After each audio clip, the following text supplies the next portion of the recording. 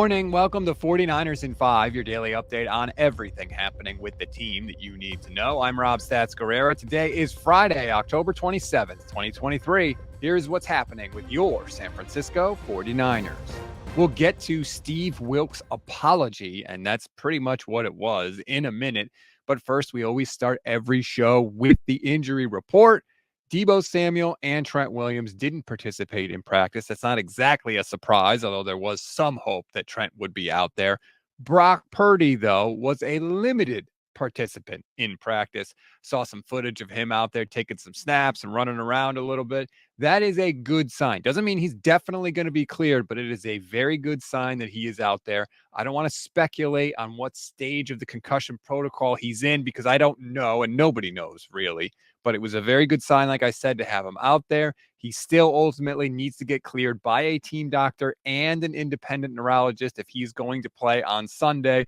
That's all we know, but obviously things seem to be trending in a good direction. So hopefully that continues. Now, let's get to what you really want to hear about. Steve Wilks, his first press conference since his terrible decision to send a zero blitz before halftime on Monday night against the Vikings, which of course resulted in a 60-yard touchdown in the game, was basically the game at that point. Steve Wilks did not waste any time addressing the issue. Take full responsibility for that call. I have to do a better job in putting the guys in a better position. We have good players. I know that, and can't really press the issue, and with that, moving forward, it's my responsibility to do that. So I wish I could take it back. But again, I gotta do better. Steve, was that call partly a reflection of not being able to get to Cousins? I don't really want to elaborate on the call. Again, I can't press it. Our players, again, they have shown an ability to be able to do certain things, and I got to be able to trust that. And I know exactly what we have in the caliber guys there. And once again, I take full responsibility for putting those guys in that position. That sounds like a dude that heard an earful from his boss at some point this week. When he said, I can't press the issue, what does that mean exactly? Does that mean he can't blitz, that he can't call a zero blitz? I was a little confused by that comment. He said it multiple times. So I want to keep an eye on how much he actually blitzes this weekend and how heavy those blitzes are.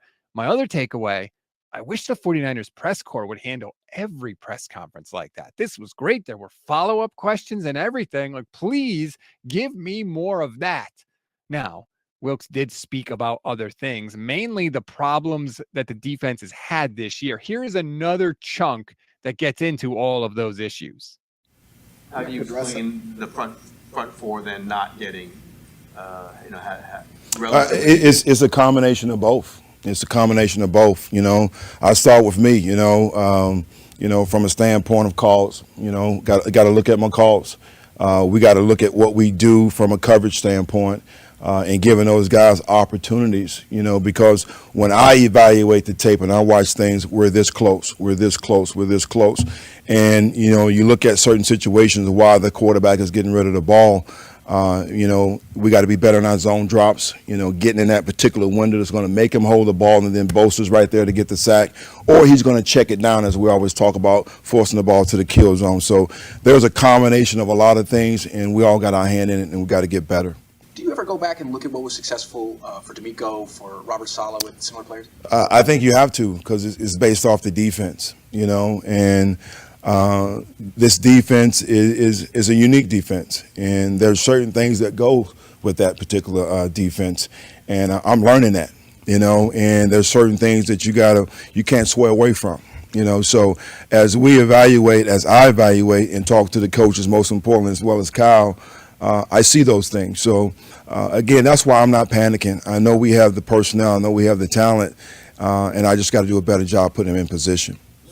What's it like learning a defense and coaching a defense at the same time? It's always challenging. When you've done your own thing for 17 years, it's a little different. But I'm encouraged. I got a great supporting cast. These coaches that are around me are phenomenal. They know this defense. They know their craft.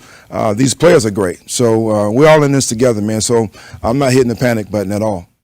Did you catch that? He's still learning the defense? It's week 8. You don't know the defense by now? With all due respect, what were you doing this offseason? Like, the time for learning is past, man. You should know it by now. We got a defensive coordinator in there that doesn't know how to best utilize his players essentially halfway through the season. That was a very revealing statement from Steve Wilks. And I hope he gets up to speed quick, and maybe the bye week will help, but I did not like the sound of that. We always give you one thing to read, one thing to watch, and one thing you might have missed. One thing to read on this Friday. Nick Bosa spoke extensively about his season, and there's a collection of the quotes in The Athletic. Bosa, to hear him tell it, doesn't think he's playing that much different from last year when he won the Defensive Player of the Year award. I beg to differ, but you can read the quotes and decide for yourself. Click the link in the description of this episode. One thing to watch if you need a little levity, just a little something to help you relax. John Lund of KNBR tweeted out a video of Jeopardy contestants with the category Hall of Famers by position. Needless to say, there are some names in there you might know. And as for the contestants, well, you better check it out yourself. Again, I'll put the link in the description of this episode. One thing you may have missed. Full disclosure, I am recording this during Thursday Night Football, so I don't know how it's going to turn out, but if Josh Allen runs for a touchdown, he will make some history. That will move him into a tie with Steve Young for the second most rushing touchdowns by a quarterback in NFL history. Young ran for 43 touchdowns in his incredible career. The record, if you're wondering, is held by Cam Newton, who ran for 75 touchdowns in his NFL career. That's a crazy number. By the way, Josh Allen leads all active players, and nobody else is even really that close to him. So it's kind of a one-horse race now with Josh Allen if he can catch Cam Newton. But first, he's got to catch Steve Young. Maybe he does it in the game. As I said, I'm recording this while that is happening.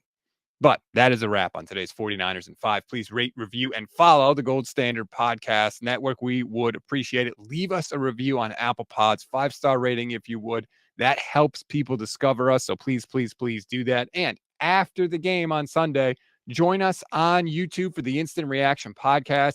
Myself and Levin Black will be here breaking it all down. You better believe we'll talk about the defense. We'll see who's starting at quarterback and talk about all of that. Please join us. This is usually our most interactive and fun show of the week most of the time. When the 49ers lose, it's slightly less fun, I agree, but then it's a therapy session, so you should join anyway. Enjoy your weekend. I'm Rob Stats Guerrera. We'll talk after the game.